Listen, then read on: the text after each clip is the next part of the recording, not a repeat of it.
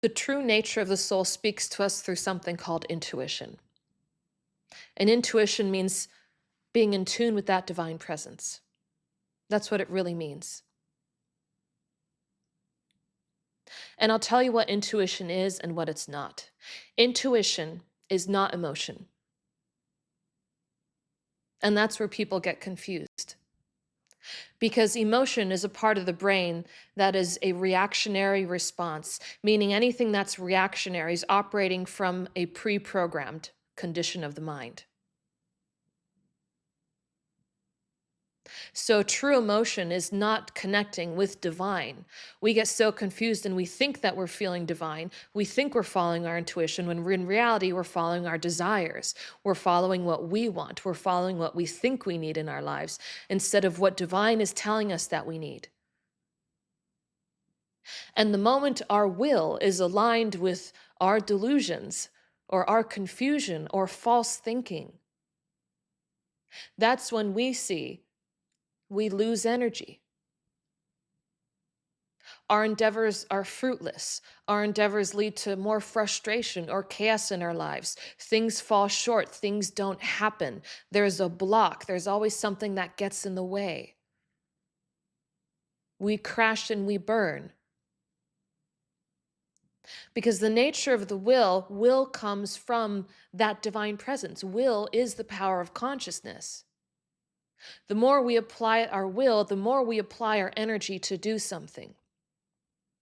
But psychology says we have a very limited amount of willpower. If you look at somebody who's, following a very restrictive diet, for example, right? They're following it perfectly for like a month, and then suddenly at the end of the month, they see a chocolate cake, they take one bite, they can't control themselves. They ate the whole cake in 5 minutes. And then they suddenly think, well, it's too late now. I may as well keep going for at least today. I'll start again tomorrow. And then they go out of control, maybe even for months at a time. Their will gets depleted.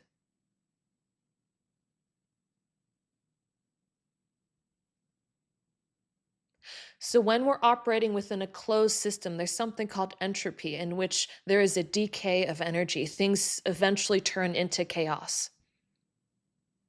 Chaos is prevalent in a closed condition of existence. When we rely on God, we have an infinite resource of energy, an infinite supply. So our will never runs out. Our enthusiasm, our motivation, our ambition never runs dry. The well never empties.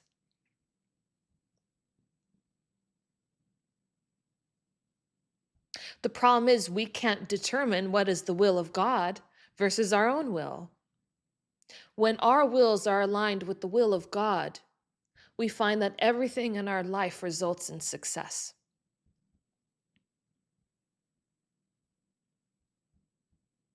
And when it doesn't, we're not concerned about it, because with that will comes faith. Faith that we trust in the process of life, that if it's not happening now, it doesn't mean it will never happen. It means now is not the right time.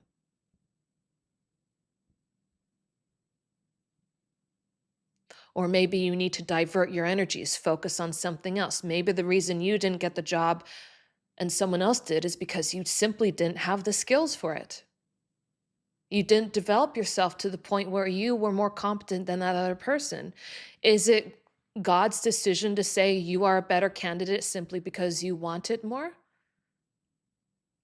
God is present in that person just as much as you.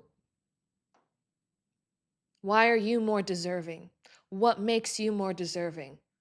We confuse our desires with deservingness.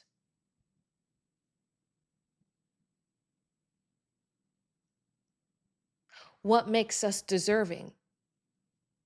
And I don't want you to get confused and think deservingness as if a quality of, am I worthy? It's not coming from a place of ego. It's coming from a place of non-judgment, practical thinking, which spiritual progress and higher consciousness is not devoid of practicality. In fact, I feel those who are more spiritual have more common sense, are far more practical and far more even-minded than those who are not.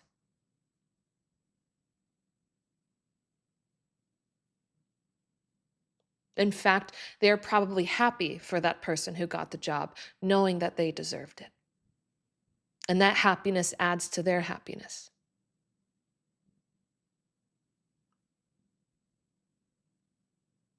And it inspires them to do better.